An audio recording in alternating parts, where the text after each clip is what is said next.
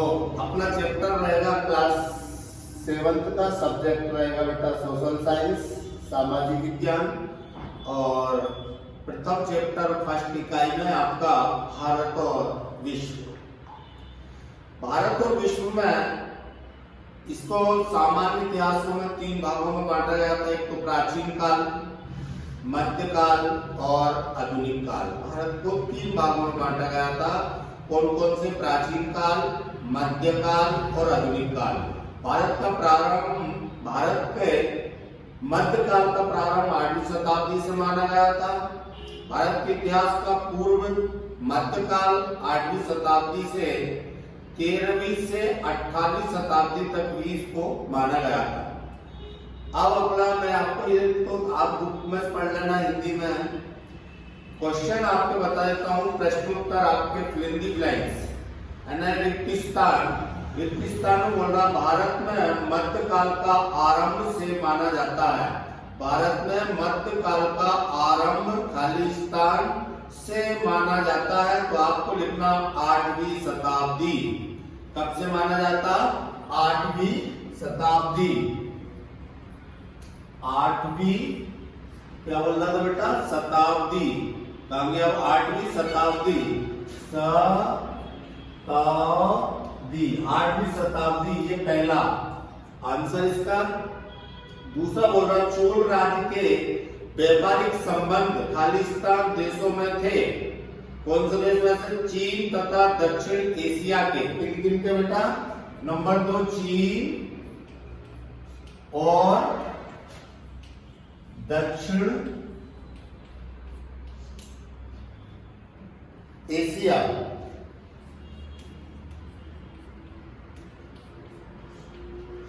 ठीक। अगला बोल रहा कंपास का आविष्कार में हुआ था या कुतुबनुमा यानी कंपास का आविष्कार में हुआ था।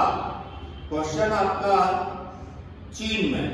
इसका खालिस्तान आएगा कहां हुआ था? चीन में हुआ था। तीसरे का आएगा चीन। ठीक।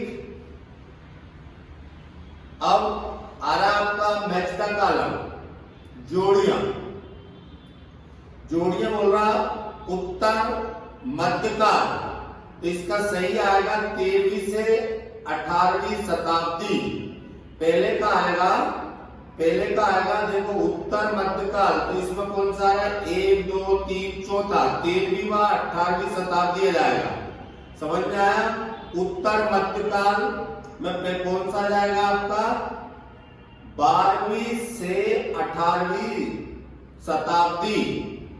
अगला बोल रहा चोल राज जाएगा राजेंद्र प्रथम। क्या आएगा? राजेंद्र प्रथम। बारूद का आविष्कार किसने किया था? चीन ने। सर्प में आ जाएगा बेटा वंशानुगतिदास। सर्प में क्या आएगा? वंशानुगतिदास। ठीक है। अब प्रश्न उत्तर आ रहा है आपके। भारतीय इतिहास के मध्यकाल को कितने भागों में विभाजित किया गया है? उनके नाम और काल लिखिए। क्या बोल रहा? भारतीय इतिहास के मध्यकाल को कितने भागों में बांटा गया है, विभाजित किया गया है? उनके नाम और काल लिखिए। तो उत्तर लिखना है अपन को कि भारतीय इतिहास के मध्यकाल को 2 भागों में विभाजित किया गया है। नंबर 1 पूर्व मध्य काल और दूसरा उत्तर मध्य काल। कौन कौन से भागों में बांटा गया? पूर्व मध्यकाल और उत्तर मध्यकाल। कौन कौन से 2 भाग है बेटा? मैं लिख दूं। क्या लिख लोगे? पूर्व मध्यकाल। नंबर 1 पूर्व मध्यकाल।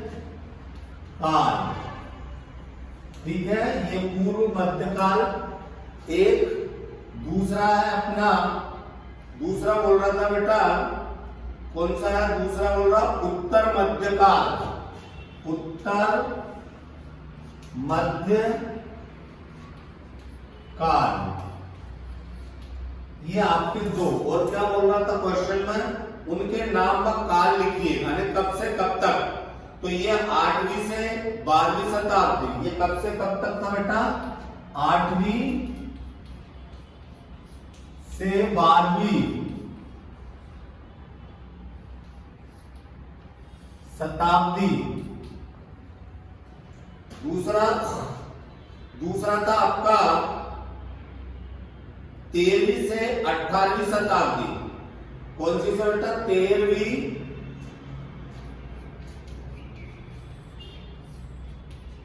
से 18वीं।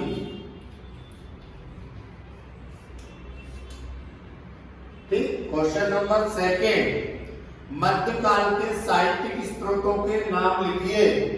क्या बोल रहा? मध्यकाल के साहित्यिक स्रोतों के नाम लिखिए। तो लिख देना मध्यकाल के साहित्यिक स्रोतों के निम्नलिखित नाम है। ऐसे लिखना। कैसे लिखना? मध्य काल के साहित्यिक स्रोतों के नाम निम्नलिखित है। बोलू क्या बोर्ड पर लिखूं?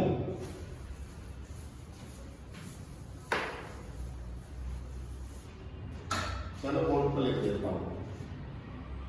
पहला लिख देना बाबरनामा। बाबरनामा।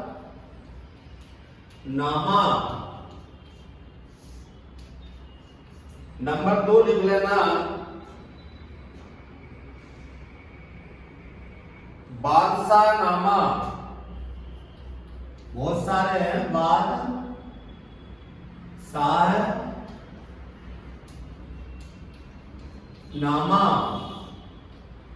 नंबर 3 लिख लेना पृथ्वीराज रासो। पृथ्वीराज रासो। फिर कौन सा है?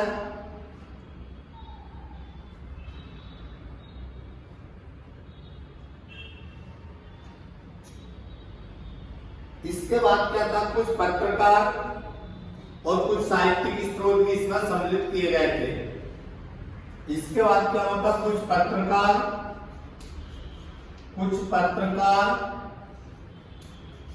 और साहित्यकारों को भी सम्मिलित किया गया था। बाकी तुम बुक में और देख लेना बेटा, इसको थोड़े से आप लिख लेना फिर कॉपी में। क्वेश्चन नंबर 3 करिए, यूरोप के मध्यकाल में सामंतों की जीवन शैली कैसी थी? यूरोप के मध्यकाल में सामंतों की जीवन शैली कैसी थी? उत्तर होगा यूरोप के मध्यकाल में सामंतों की जीवन शैली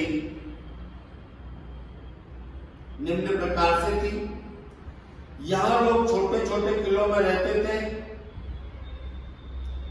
और किसानों पर अब छोटे छोटे किलों में रहते थे जिन्हें केलस कहा जाता था और यह किसानों पर अत्याचार करते थे।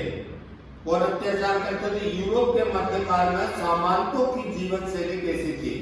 सामंत का मतलब होता है कि जो छोटे वर्ग के लोग थे उनके साथ में कैसा व्यवहार होता था। तो लिखे ना कि यूरोप के मध्यकाल में सामंत विलासितापूर्ण जीवन जीते थे। यहाँ लोग छोटे छोटे किलों में रहते थे और यहाँ किसानों पर अत्याचार करते थे।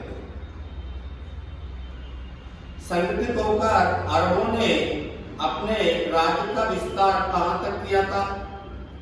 संगठित होकर अरबों ने अपने राज्य का विस्तार पश्चिम एशिया एवं अफ्रीका के अनेक भागों में किया। कहां किया था? पश्चिम एशिया एवं अफ्रीका के अनेक भागों में इन्होंने अपना राज्य का विस्तार किया।